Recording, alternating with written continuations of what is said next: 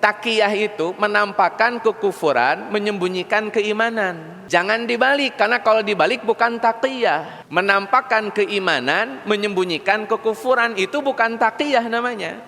Itu kemunafikan. Jadi jangan sampai asal ngambil istilah itu. Kalau ada kelompok yang menyembunyikan kesesatannya, dia menampakkan keimanannya, itu bukan taqiyah.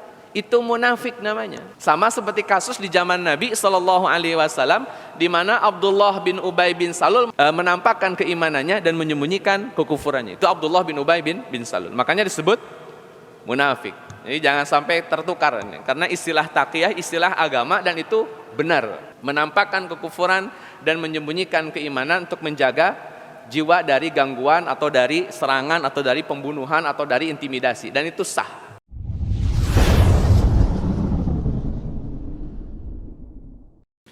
Assalamualaikum warahmatullahi wabarakatuh. Alhamdulillah, wassalatu wassalamu ala rasulillah. Asyhadu an la ilaha illallah wahdahu la syarikalah, wa asyhadu anna muhammadan abduhu wa rasuluh allazi la nabiyya ba'dah, amma ba'd. Hadirin ikhwatu iman rahimakumullah, alhamdulillah dengan izin Allah Azza wa Jalla bisa bermuwajahah, bertatap muka. Mudah-mudahan aktivitas kita senantiasa dimudahkan, dilancarkan, diberkahi dan dirahmati Allah Azza wa Jalla. Salawat dan salam semoga dilimpah curahkan kepada Nabiullah Muhammad sallallahu alaihi wasallam beserta para keluarga, sahabat dan segenap umat yang senantiasa itba' kepadanya ila akhiril hayah nanti, mudah-mudahan termasuk kita di dalamnya. Hadirin ikhwati iman rahimakumullah, Nabi sallallahu alaihi wasallam didatangi oleh malaikat Jibril alaihi salam di hadapan banyak para sahabat. Sampai nanti dikenal peristiwa ini dengan hadis Jibril alaihi salam. Termaktub di dalam kitab Arba'in hadis nomor 2. Kesimpulan hadis ini, hadirin ikhwati man rahimakumullah, bahwa agama Islam itu terdiri dari 3 aspek. Aspek penting di dalam agama Islam, yakni akidah, ibadah dan juga akhlak. Dalam bahasa hadisnya iman, Islam dan ihsan. Dan itu dijelaskan oleh Nabi SAW ketika ditanya oleh malaikat Jibril alaihi salam di hadapan para sahabat. Sampai kata Nabi Muhammad SAW kepada Umar bin Khattab radhiyallahu an, wahai Umar, antum tahu siapa yang datang? Kata Umar bin Khattab, Allah wa rasuluhu a'lam. Allah dan Rasulnya lebih tahu. Maka Nabi SAW menjelaskan, kata Nabi, itu Jibril, atakum yu'allimukum an dinikum. Dia itu Jibril, datang kepada antum untuk mengajarkan tentang hakikat agama Islam. Hadirin ikhwati man rahimakumullah, pada akhirnya iman, Islam dan ihsan ini jadi satu-satu, pan ilmu satu-satu. Imannya sendiri, Islamnya sendiri, akhlak pun ya sendiri, atau ihsan pun sendiri. Jadi masing-masing menjadi pan ilmu. Sampai pada akhirnya nanti ada orang yang ngaji akidah tok, kemudian ngaji ibadah tok, kemudian ngaji akhlak doang. Tidak sampai pada aktivitas yang sifatnya holistik, tapi lebih kepada partikularis. Orang yang suka akidah yang ngajinya akidah doang. Yang kadang-kadang sudah ngaji akidah jadi kurang akhlak misalkan. Atau ada orang yang ngaji akhlak tapi lemah akidahnya, sehingga akhlak yang bagus tidak ditunjang oleh keyakinan yang benar. Atau ada orang yang rajin ibadah, akidah bagus, tapi akhlaknya kurang bagus. Dengan tetangga kurang harmonis, dengan kerabat kurang harmonis, dengan masyarakat tidak harmonis. Kenapa? Karena dibagi seolah-olah akidah sendiri, ibadah sendiri, akhlak sendiri. Seolah-olah iman sendiri, Islam sendiri, ihsan sendiri. Ini problem. Karena kalau dipahami secara terpisah, akhirnya pemahaman keberagamaan seseorang jadinya partikularis. Jadi sepotong-sepotong, parsial. Sedangkan memahami agama harus utuh. Makanya kata Nabi SAW kepada Umar bin Khattab radhiyallahu an, dia Jibril atakum yu'allimukum an dinikum. Yang disebut agama itu ya tiga-tiganya. Ada aspek iman, ada aspek Islam, ada aspek akhlak. Tiga-tiganya harus terwujud dalam satu personal satu orang. Jadi kalau ada kecenderungan ke akidah doang, akhlak kurang, ibadah doang, akhlak nggak ada, saya rasa itu tidak bisa dikategorikan sebagai muslim yang paripurna. Nah hadirin ikhwati iman rahimakumullah, sampai hari ini pun demikian. Saya ingat betul ketika di SD itu, kalau pendidikan agama Islam itu berkutat di fikih. Pelajaran pendidikan agama Islam PAI di SD itu mentoknya fikih. Syahadat, sholat, puasa, zakat. Geser ke SMP, pendidikan agama Islam masih fikih juga. Cuman ada pengembangan fikihnya, lebih detail. Masuk SMA, pelajaran pendidikan agama Islam mentok ya fikih lagi. Jadi akhirnya ya pendidikan agama Islam mentoknya di fikih. Padahal bicara agama Islam sekali lagi itu simultan dan sinergis ketiga aspek tadi. Ada unsur iman, ada unsur ibadah, ada unsur akhlak. Tiga-tiganya penting. Tidak bisa dianggap sebelah mata satu di antara yang lainnya. Tidak bisa. Terlalu mendahulukan akidah, kurang akhlak, salah. Terlalu mendahulukan akhlak, tidak berakidah, salah. Rajin ibadah, kurang akhlak, apalagi bermasalah akidahnya juga salah. Maka tiga-tiganya perlu disimultankan, disinergiskan. Nah hadirin ikhwati man rahimakumullah, yang jadi pertanyaan, kalau belajar akidah tok tidak utuh, belajar ibadah tok tidak utuh, belajar akhlak doang tidak utuh, terus harus belajar apa supaya ketiga-tiganya terpenuhi? Harus belajar apa supaya tiga aspek ini kemudian bisa dijangkau oleh setiap kita sebagai seorang muslim? Maka jawabannya hadirin ikhwati man rahimakumullah adalah sirah. Dan sayangnya pelajaran sirah ini enggak dianggap penting, Pak. Tidak dianggap penting. Orang mendengar sirah, apa sih sirah? Baca buku di rumah selesai. Beli bukunya karena memang banyak uang, beli bukunya selesai. Karena memang tidak dianggap penting. Beda kalau kajiannya tentang apa sebab masuk neraka, apa sebab masuk surga, orang kemudian sangat antusias. Kalau sirah ya apa? Sama juga kemudian kayak orang mengkaji ibadah, bagaimana ibadah sesuai sunnah, bagaimana ibadah tidak sesuai sunnah, orang begitu antusias. Tapi kalau sirah ya, apa sih sirah itu? Padahal dalam analisanya justru mengkaji sirah itu bisa memahami tiga-tiganya, Pak. Saya pastikan itu. Orang yang mengkaji sirah bisa memahami tentang apa itu iman, tentang apa itu ibadah, tentang apa itu akhlak. Justru dengan tidak mengkaji sirah, orang tidak holistik, tidak sempurna di dalam memahami agama. Saya kasih contoh hadirin ikhwati iman rahimakumullah. Aspek iman melalui pendekatan sirah misalkan. Kalau kita buka literatur, gak usah dulu Nabi Muhammad lah, mungkin agak ketinggian, mungkin levelnya sahabat dulu lah. Misalkan bagaimana seorang sahabat mengaplikasikan iman, tapi dengan pendekatan sejarah. Hadirin ikhwati man rahimakumullah, Bilal bin Rabah itu punya majikan, namanya Umayyah bin Khalaf. Bilal bin Rabah ini masuk Islam, dan masuk Islamnya Bilal bin Rabah tidak disukai oleh Umayyah bin Khalaf, nggak suka. Sampai akhirnya Bilal bin Rabah disiksa, diintimidasi, diperlakukan secara aniaya. Dalam teknisnya, Bapak Ibu yang Allah muliakan, bajunya dilepas, dijemur di bawah panas terik, panas matahari, sampai kulitnya terbakar gara-gara kepanasan.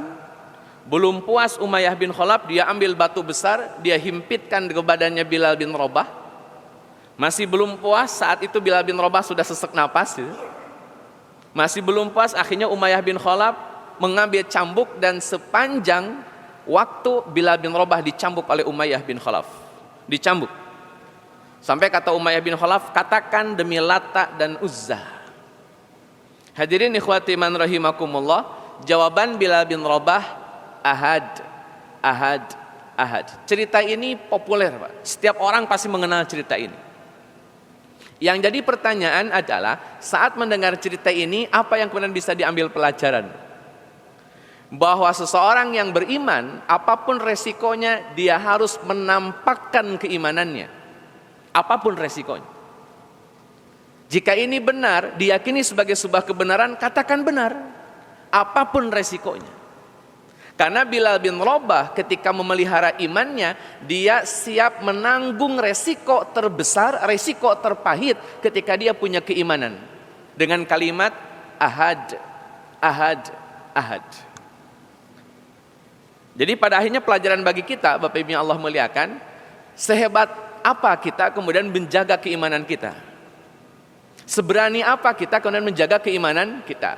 Kalau keimanan itu berbenturan dengan sesuatu yang lebih besar, atau sesuatu yang kekuatannya besar. Kira-kira iman kita mau ditampakkan dengan apa adanya, 100% tanpa ditutup-tutupi, atau bagaimana? Contoh Bilal bin Rabah, iman itu tetap ditampakkan, resiko apapun dihadapi. Bilal bin Rabah punya iman begitu, Pak. Itu contohnya Bilal, Pak. Kita kasih contoh yang lain, Pak. Suatu saat sahabat yang lain, Pak, juga sama ditangkap oleh tuannya. Nama sahabatnya Amr bin Yasir. Tidak hanya sendirian, Amr bin Yasir juga ditangkap bersamaan dengan bapak dan ibunya, yakni Yasir dan Sumayyah. Saya yakin cerita ini juga populer, Pak.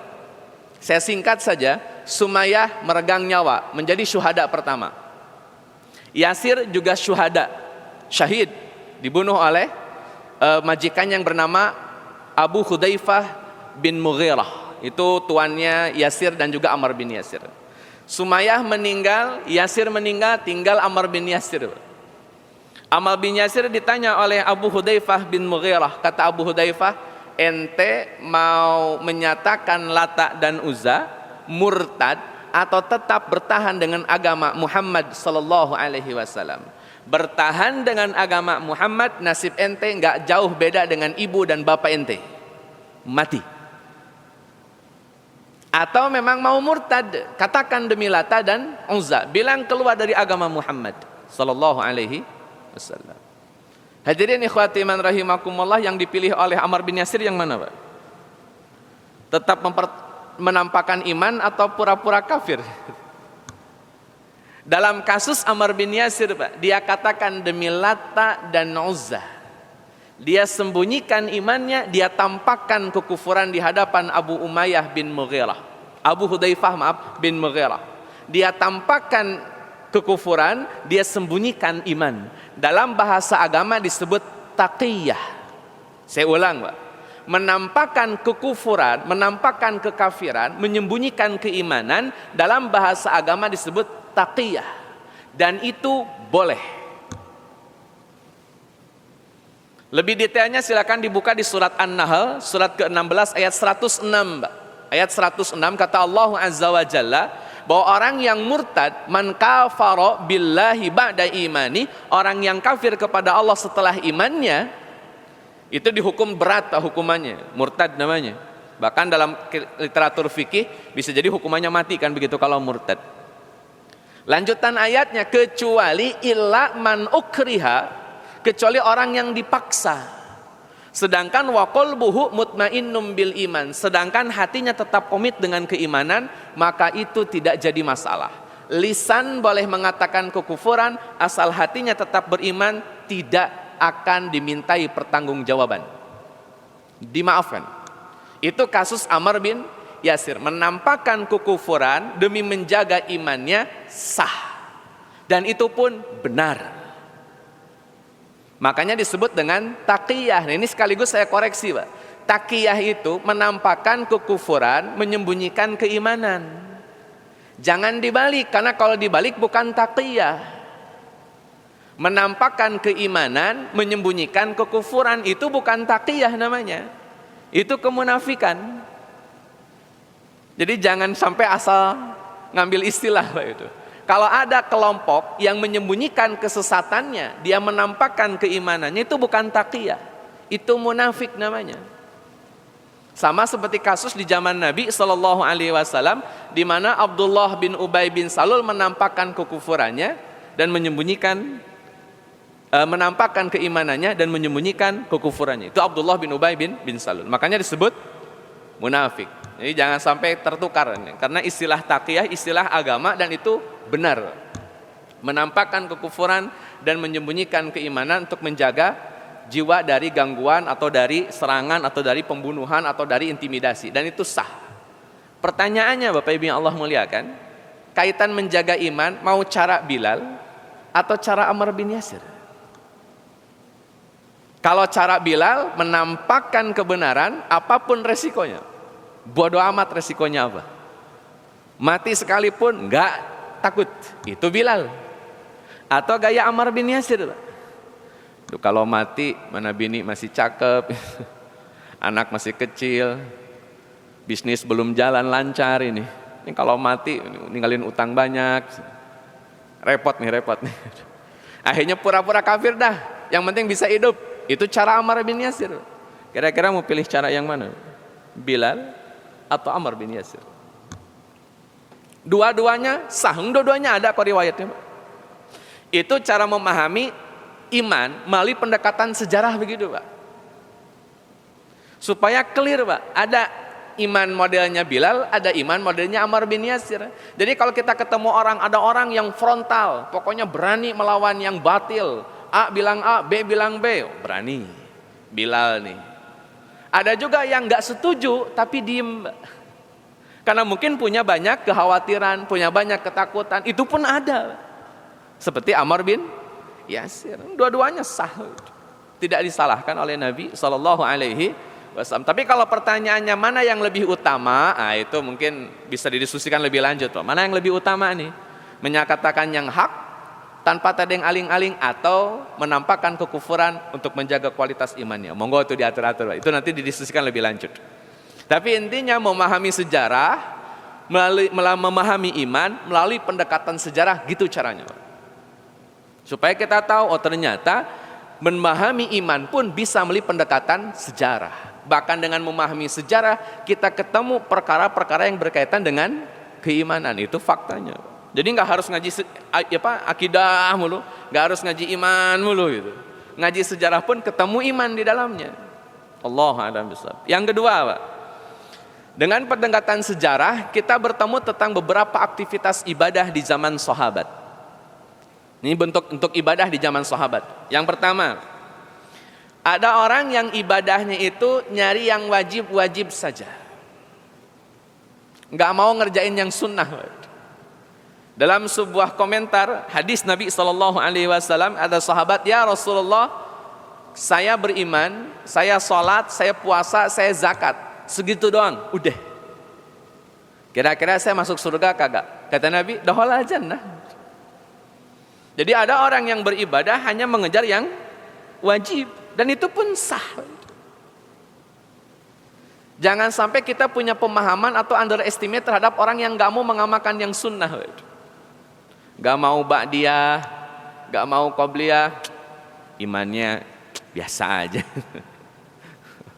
gak punya kualitas. Padahal dalam kaidah sahabat, ada sahabat yang dia fokus dengan perkara-perkara yang wajib, dan itu dibenarkan oleh Nabi, dan dia dakhala jannah dengan kewajiban-kewajiban yang sudah dikerjakan, Pak. Islam itu tidak pernah merepotkan orang. Satu, Pak. Yang kedua, ada orang sekaliber Abdullah bin Amr bin As. Kalau Abdullah bin Amr bin As justru disibukkan dengan perkara-perkara sunnah. Datang ke Rasul, tolong perintahkan saya tentang puasa. Kata Nabi SAW, puasa sebulan sehari. Kata Abdullah bin Amr bin As, kalau sehari doang mah gampang, saya lebih mampu, lebih dari itu pun, tambah. Kata Nabi, ya sudah, puasa sebulan 2 hari. Tangganya bebas, Pak. Nggak harus tanggal 13, 14, 15, kan itu puasa Ayyamul Bid namanya. Kalau ini puasa sehari sebulan, bebas tanggal berapa. Pokoknya tanggal 1 sampai tanggal 30, bebas pilih tanggalnya. Sehari dalam 1 bulan. Hadis sahih, riwayat Imam Muslim dari sahabat Abdullah bin Amr bin As radhiyallahu anhu. Atau 2 hari dalam 1 bulan, bebas tanggalnya. Kata Abdullah bin Umar, ya Rasulullah, saya bisa lebih dari itu pun, tambah. Nabi bilang, ya sudah, puasa 3 hari dalam 1 bulan. Sekali lagi, Pak, ini bukan puasa Ayyamul Bid. Pokoknya puasa 3 hari dengan tanggal yang bebas. Sampai kata Syekh Utsaimin rahimahullahu ta'ala, kata beliau, boleh puasa 3 hari dalam 1 bulan dengan cara memilih misalkan gini Pak. 10 hari pertama ambil 1 hari, 10 hari kedua ambil 1 hari, 10 hari ketiga ambil 1 hari. 3 hari dalam 1 bulan sah pengamalannya demikian. Kama qala Syekh Utsaimin rahimahullahu ta'ala. Jadi enggak harus ayamul bid. Ayamul bid nanti dari hadis Abu Dzar Al-Ghifari, silahkan mau dipraktekkan. Tapi bicara puasa 3 hari dalam 1 bulan tidak hanya hadis Abu Dzar Al-Ghifari. Faktanya ada hadis yang lain dari Abdullah bin Amr bin As. Kata Abdullah bin Amr bin As, ya Rasulullah 3 hari juga masih gampang buat aneh. Tambah. Ini kayak sahabat dulu gitu Pak. Kalau dikasih ibadah pengennya nambah. Ini mungkin bedanya sahabat dengan kita. Kalau kita kan dikasih ibadah bawaannya ya pengennya diskon gitu. Mungkin beda-beda tipis lah ya. Nah hadirin ikhwati man rahimakumullah, kata Nabi SAW, karena 3 hari Abdullah bin Amr bin As mampu, kata Nabi ya sudah, sebulan puasanya sehari, selang 2 hari, 2 hari tidak puasa, nanti puasa lagi, 2 hari tidak puasa, puasa sehari lagi, 2 hari tidak puasa. Sekali puasa, 2 tidak. Sekali puasa, 2 tidak. Sekali puasa, 2 tidak. Kata Nabi begitu. Berarti kalau di total cuma 10 hari puasanya Pak. Bukan selang sehari ini. Selang 2 hari baru puasa. Praktek begitu pun sah. Praktek begitu pun sah, kama qala Rasulullah sallallahu alaihi wasallam. Sehari puasa, 2 hari kagak. Sehari puasa, 2 hari kagak. Sah.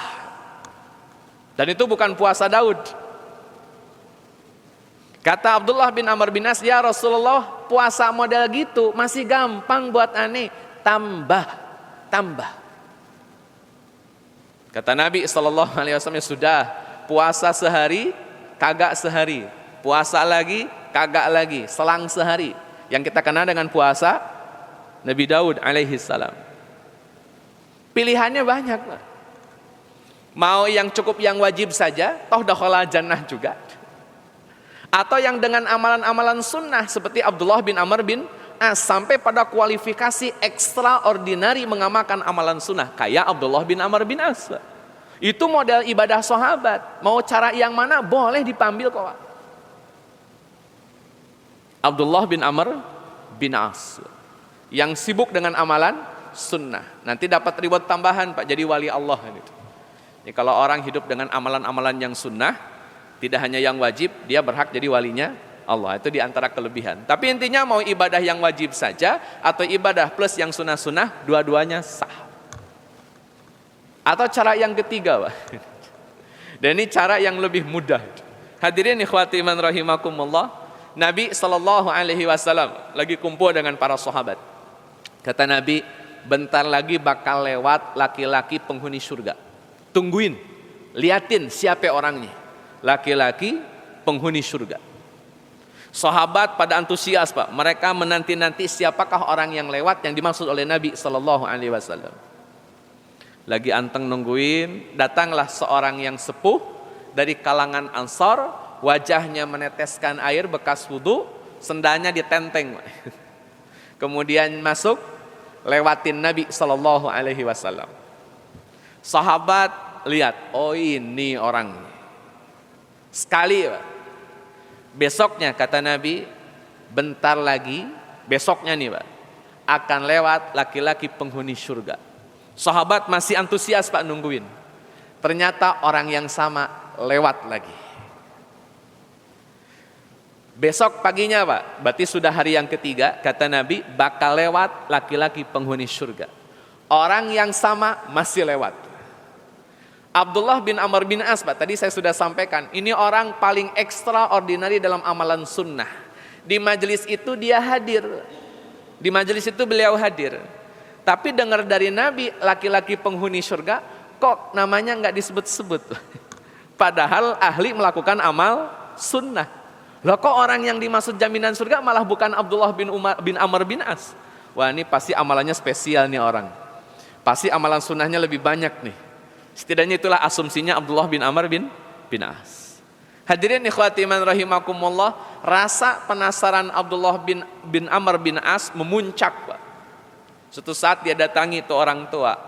Kata Abdullah bin Amr bin As, Ibnu Amr, "Ya Syekh, ane lagi berantem sama bapak ane nih di rumah. Kagak mau ketemu babeh dulu dah. Maksimal kan 3 hari ya kalau berantem. Nanti habis 3 hari maafan. Saya lagi berantem sama babeh di rumah. Kalau boleh nih saya pengen nginep di rumah Syekh, di rumah tuan, di rumah bapak. Kira-kira gimana?" Kata si orang tua ini, "Ya kalau mau nginep aja, bebas kok di sini. Silakan nginep. Dikasih kamar, ditinggal." Hadirin ikhwati man rahimakumullah, karena janji awalnya cuma 3 hari, ya 3 hari doang Abdullah bin Amr bin As nginep di rumah orang tua ini, Pak. Selama nginep di rumah orang tua ini, Abdullah bin Amr bin As itu ngecek. Jadi dia ingin mengkonfirmasi ini orang punya amalan apa sih. 3 hari berturut-turut, Pak, jaminan surga dari Nabi SAW. Padahal yang banyak amalan sunnah Abdullah bin Amr bin As. Tapi kenapa yang dipilih mendapatkan predikat jaminan surga? Orang tua ini. 3 hari, Pak, dia nginep di rumahnya orang tua ini. Dia tungguin amalan apa yang extraordinary, amalan mana yang paling spesial yang dimiliki oleh orang tua ini sehingga dia punya asbab, punya sebab dakhala jannah. Sampai 3 hari berturut-turut. Ditungguin sama Abdullah bin Amr bin As. Sehari lewat, 2 hari lewat, 3 hari lewat. Kata Abdullah bin Amr bin As, "Oh ini kayaknya salah orang nih Nabi. Gak ada kualitas-kualitasnya nih yang dia datangin. Gak ada bagus-bagusnya nih orang tua. Gimana ceritanya kok bisa jaminan surga dari Nabi SAW? Padahal gak ada amalan yang spesial jika dibandingkan dengan Abdullah bin Amr bin As." Akhirnya pamit. Gak ada yang bisa dinilai, gak ada yang bisa diambil, pamit Pak pulang. Tapi sebelum pulang, karena Abdullah bin Amr bin As tetap penasaran, masa Nabi salah ya? Kan gak mungkin Nabi salah nunjuk orang dakhala jannah sampai 3 hari berturut-turut. Gak mungkin salah, itu pasti benar orang ini. Tapi masalahnya amalan apa? Wong selama 3 hari gak ada amalan spesial kelihatannya. Hadirin ikhwati man rahimakumullah, kata Abdullah bin Amr bin As sebelum pamit, "Paman, jujur paman, sebetulnya saya itu datang ke sini penasaran. Karena paman itu dapat jaminan surga dari Nabi SAW sampai 3 hari paman. Tapi maaf nih paman, 3 hari saya nginep di sini, kayaknya sih biasa aja. Gak ada amalan yang cakep, kayaknya sih, itu yang saya lihat gitu. Ini kalau boleh paman, mungkin ada amalan yang paman rahasiakan, ada amalan yang paman sembunyikan, tolong kasih tahu saya. Ini masanya nih predikat surga paman. Kalau tumbang cuman jadi jabatan naik, dapat apa naik, saya rasa itu nggak jadi masalah. Ini jabatannya surga, dakhala jannah. Siapa yang kagak mau? Tolong dong paman, ceritakan apa amalan yang paman punya yang saya belum tahu." Kata si paman, "Yang ente lihat itu amalan saya begitu deh. Nggak ada cakep-cakepnya." Bahkan dalam hadis yang lain, kalau tidurnya ngorok, pules gitu. Abdullah bin Amr bin As salat malam, yang ini tidur ngorok. Jadi, wah ini gimana, kata Abdullah bin Amr bin As, kok bisa orang yang seperti ini dakhala jannah gitu. Padahal saya yang ahli tahajud, nggak disebut-sebut sama Nabi. Ini orang nggak tahajud acan gitu. Hadirin ikhwati man rahimakumullah, akhirnya kata si orang tua, "Sebentar, kayaknya sih mungkin ini nih. Kata si orang tua ini, "Saya ini orang yang tidak pernah dengki, tidak pernah susah hati ketika melihat kelebihan orang. Saya orangnya enjoy. Dan kalau ada orang yang bikin salah sama saya maafin udah. Saya maafin. Apapun bentuk kesalahannya, apapun bentuk sikap yang anarkisnya atau yang gak enakinnya, saya maafin sudah. Saya tidak pernah repot dan dengki terhadap kelebihan orang, dan saya maafin semua kesalahan orang. Saya tidur dengan hati yang plong, nggak ada beban, nggak ada kepikiran si fulan, nggak ada pikiran, pokoknya plong tidurnya. Itu amalan saya." Hadirin ikhwati man rahimakumullah, kata Abdullah bin Amr bin As, pantes dakhala jannah. Karena amalan, Pak, sampai tidak dengki dengan kelebihan orang, memaafkan kesalahan orang, sampai tidurnya plong, ini bukan perkara mudah. Masuk kategori perkara yang susah. Jadi ada orang yang mungkin tidak tahajud, ada orang yang mungkin tidak melaksanakan saum sunnah, tapi hatinya bersih, Pak, hatinya clean dari semua kotoran hati, dari semua kedengkian, dan mudah memaafkan orang, orang itu berhak mendapatkan surga. Mau ibadah yang wajib-wajib saja, mau ibadah yang plus dengan sunnah yang banyak, kayak Abdullah bin Amr bin As sampai jadi wali, atau ibadah yang ketiga, yang penting punya kebersihan hati, walaupun tidak melaksanakan yang sunnah sebagaimana Abdullah bin Amr bin As, tetapi bisa melaksanakan yang wajib dan menjaga kualitas hatinya. Toh itu pun bisa membuat dia masuk surga. Ibadah banyak. Maka jangan pernah anggap underestimate, Pak. Ketika ada orang gak mau sholat sunnah, jangan langsung, ini orang ya, baik sih, tapi kok tidak usah, Pak. Barangkali kita tidak tahu, dan mungkin kita tidak tahu dia punya amalan yang spesial di hadapan Allah yang membuat dia dakhala jannah gara-gara amalan tersebut yang kita tidak tahu. Jadi jangan pernah anggap remeh amalan orang. Ada orang yang mungkin jalan sholatnya itu telat dulu bisa, enggak jadi masalah. Bisa jadi dengan hal itu ada amalan yang lain yang kita tidak ketahui yang kemudian dia dakhala jannah gara-gara amalan yang kita tidak ketahui tersebut. Kalau konteksnya orang lain santai, Pak. Tapi kalau konteksnya pribadi boleh. Saya pengen sholat lebih awal waktu, saya ingin sholat sunnah plus dengan banyak sholat sunnah yang lain, silahkan, itu kontemplasi pribadi, monggo. Tapi kalau menjas penghakiman kepada orang, enggak. Kenapa? Karena bisa jadi ada amalan mereka yang mereka lakukan dan ternyata amalan itu membuat Allah Azza wa Jalla menurunkan rahmatnya sehingga memasukkan dia ke dalam surganya. Dan belum tentu kita punya amalan tersebut. Jadi dalam Islam, Pak, mensikapi orang ahli ibadah biasa saja. Yang ahli ibadah. Yang kurang ahli ibadahnya ya tidak jadi masalah, Pak. Tapi kalau kontemplasi pribadi boleh, Pak. Misalkan, kok saya nggak ngamalin yang sunnah, kok saya nggak ngamalin yang wajib, kok saya nggak ngamalin yang ini, yang itu, silahkan. Itu kontemplasi pribadi. Tapi tidak boleh menghakimi orang. Karena kita tidak tahu amalan apa yang dilakukan oleh orang lain yang bisa jadi amalan itu justru mendatangkan predikat surga di sisi Allah Azza. Jadi santai saja menghadapi orang. Nah, hadirin ikhwati man rahimakumullah, jadi mengkaji ibadah pun ada banyak variannya, Pak. Kita tidak akan melulu pokoknya harus amalan sunnah. Pokoknya harus begini. Tidak. Sahabat saja punya varian dalam beribadah. Jangan terlalu disempitkan mana ibadahnya, Pak. Kalau memang banyak variannya, biarkan jadi banyak variannya. Silakan pilih salah satunya yang cocok. Selesai, Pak. Sesederhana itu memahami agama dalam sejarah, Pak.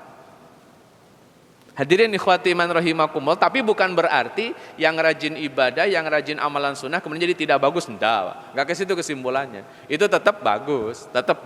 Hanya saja variasi di dalam melaksanakan ibadah ada banyak. Contoh yang lain, Pak, yang terakhir ini. Kalau tadi Abdullah bin Amr bin As salatnya yang sangat extraordinary, puasanya yang sangat extraordinary, ada lagi yang lebih ekstra, Pak. Ini disampaikan oleh seorang tabi'in namanya Mujibah al-Bahili. Mujibah al-Bahili ini punya paman atau punya bapak, ini antara paman atau bapaknya lah. Dia ketemu dengan Nabi SAW setahun yang lalu, tahun berikutnya ketemu lah gitu. Tahun ini ketemu, tahun berikutnya ketemu. Yang namanya al-Bahili, Pak. Bapak atau pamannya dari Mujibah al-Bahili. Kata al-Bahili ini, Pak, setelah 1 tahun berpisah dengan Nabi, ya Rasulullah, antum kenal saya enggak? Kata Nabi, antum siapa? Kata al-Bahili, saya al-Bahili Rasul, tahun lalu ketemu sama antum. Kita ngobrol banyak tentang puasa. Setelah itu anak pisah, gak ketemu sama antum lagi selama setahun. Nah, sekarang ketemu.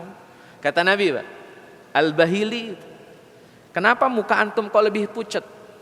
Kenapa badan antum kok jadi kurus, lusuh? Perasaan setahun yang lalu gak begini wajah penampilannya. Maka kata al-Bahili, ya Rasulullah, ane ini semenjak pisah dengan antum tidak pernah ketemu siang kecuali anak puasa. Jadi beliau, Pak, al-Bahili ini puasa dalam 1 tahun hanya 5 hari nggak puasanya. Idul Fitri, Idul Adha, hari Tasyrik, 11 Dzulhijjah, 12, 13. Selebihnya puasa. Itu al-Bahili. Ibadah banyak variannya, Pak. Mau kayak al-Bahili, monggo. Mau kayak Abdullah bin Amr bin As, monggo. Mau kayak sahabat yang hanya mencukupkan perkara yang wajib, silahkan. Atau seperti yang sahabat Ansor yang dijamin masuk surga selama 3 hari berturut-turut, padahal amalannya biasa saja, tapi kualitas hatinya sangat bersih, silahkan. Varian ibadah banyak. Silahkan memilih mana yang pas dengan karakter kita, dengan fashion kita. Yang jelas Pak, jangan pernah underestimate terhadap ibadah orang. Jangan pernah underestimate terhadap akidah orang. Fokus di kita dulu. Yang terakhir hadirin ikhwati man rahimakumullah, sebagai kesimpulan saja bahwa kenapa tema besar hari ini adalah sirah dan implementasinya terhadap nilai-nilai agama Islam.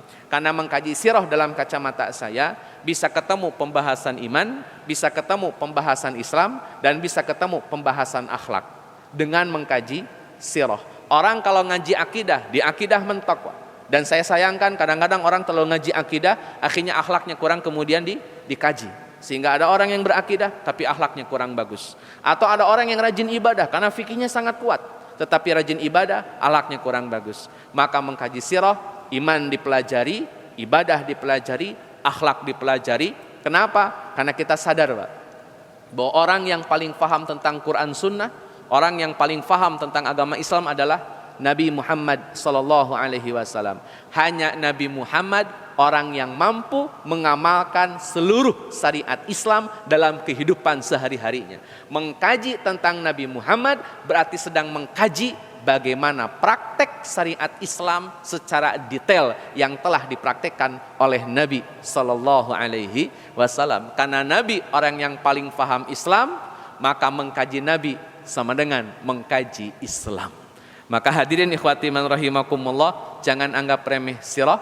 Siapapun itu, apapun itu yang dibahas, entah nabinya, entah sahabat, tetap penting bagi kehidupan kita. Karena dari sanalah implementasi Islam sedang digambarkan, sedang dicontohkan. Selamat mengkaji sirah, selamat membaca sirah, dan selamat mengambil ibrah tentang syariat Islam yang kita dapatkan dari kajian sirah yang kita dengar atau yang kita baca. Wallahu a'lam bishawab. Mudah-mudahan ada guna dan manfaat. Mohon maaf atas segala kekurangan. Assalamualaikum warahmatullahi wabarakatuh.